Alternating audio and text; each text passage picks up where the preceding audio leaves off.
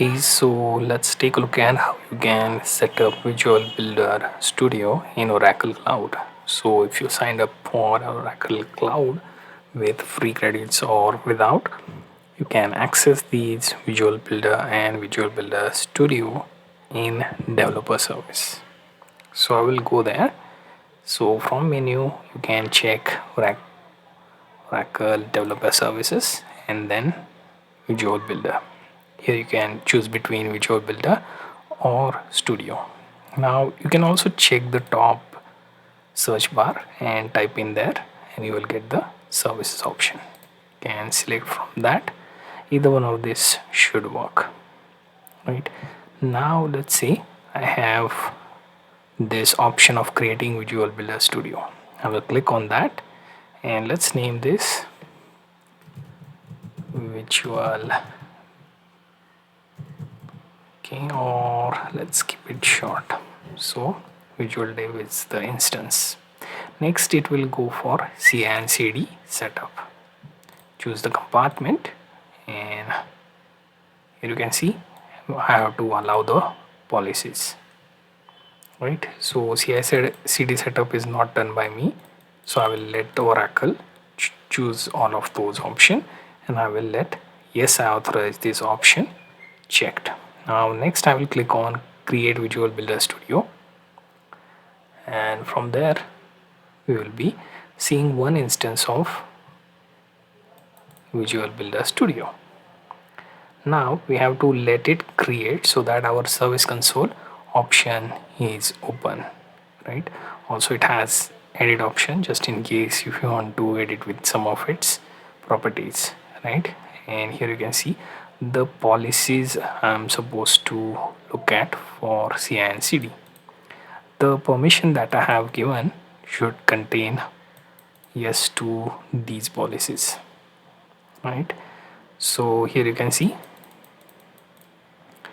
if you have paid to pay as you go account, you will incur charges only when you execute pipeline or consume storage and only after your overall usage exceeds the cloud free tier limits. So we will authorize that. Here you can see it is activated. Now what we can do here is we will click on service console and here you can see it will go to Visual Builder Studio, right? And here you have all these options. Before they get enabled, you will have to create a project.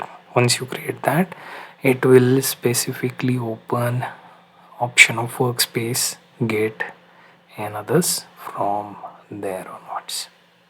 Here we will go through all of the settings first, right? So that I can specifically edit some of the things later. Alright, so we'll go for properties first. Here I can name this as my organization, right? So if you want to keep it, you can keep it simple, then you can choose between, right, markup language, Confluence, text file. I will go with markdown because it is easy. Then comes groups. Here I can create the groups, then add the members for the project so that they can work on it. Then comes component exchange, so you can add some of the components of project to server as a repository for custom web components and other artifacts. Next comes build executors. Right here you can see custom VM executor and Docker executor. So if you are planning on building your jobs on it, then these two would be used.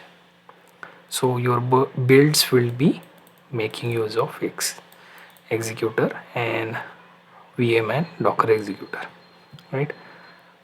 Another thing is you have a system which is Oracle Linux 7 for this particular instance, and here you can see that it will show you what's available on it, right? And here between the three you have choice. So whenever you are creating a template, it will be the choice that you get. So default being your 7, then system default for Visual Builder 7. So here you will also see the packages, right? So you have between these two options 7 and 8. There isn't any 9 version yet, so we don't have access to that. In near future, I suppose that will be possible. Then comes the OCI part. Here you will find the tenancy information regarding this particular Visual Builder user, right? So these are some of the things by default you will be able to see under organization. Then at the top you will find your options for that particular user. In my case, I am admin, so that will be visible there, right? So preferences, it should take me to my personal email and data, right? Now it will ask you to create your first project. So once you create the project or import data from the cloud, you are good to go. So click on create.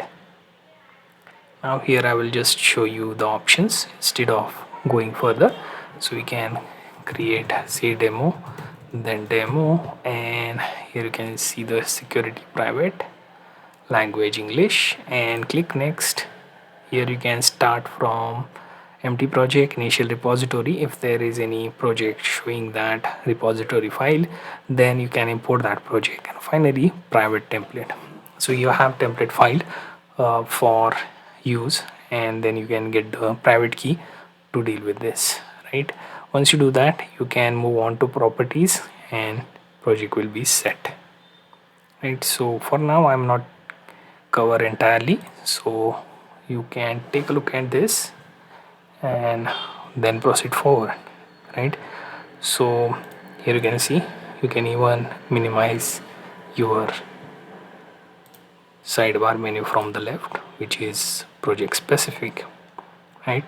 So all the options related to Git, Maven, npm, Docker will be available once you create the project, right? Here you can go through documentation, see the videos, right? And also there will be updates on Visual Builder that you can take a look at. So my current flow was to take you from Oracle Cloud, right, and then take you all the way to your Visual Builder Studio here, right? And you can see the service active as well. So I will see if I can pin this some way, right? So I'll have to go to developer service, then choose Visual Builder Studio to pin, right? So whatever service we create, we can pin it for quicker access. So when I go here, you'll find Visual Builder Studio pinned. I can unpin this by clicking on it. This gives me quick access to that particular resource, right? Here you can also terminate this and it won't use any of your account further, right? Whenever you want to access Visual Builder Studio, can simply go there. So this service console is where you should check, right? So pretty much everything I have covered for creating your Visual Builder Studio setup on Oracle Cloud. You can also take a look at project creation part and you can then proceed further for your workload on Visual Builder Studio. Okay, one more thing that I didn't cover yet was the difference between Visual Builder and Visual Builder Studio, right? So if you go to developer services, then Visual Builder, here you will find two options. One, Visual Builder Studio, which we just covered, and then Visual Builder. So if we go to Visual Builder, you'll find that it is more of a pay-as-you-go instance. So if you click on it, will tell you what to add as a name, compartment, and node only one. Here it says metered, which makes use of universal credit, and it doesn't work like Visual Builder Studio, right?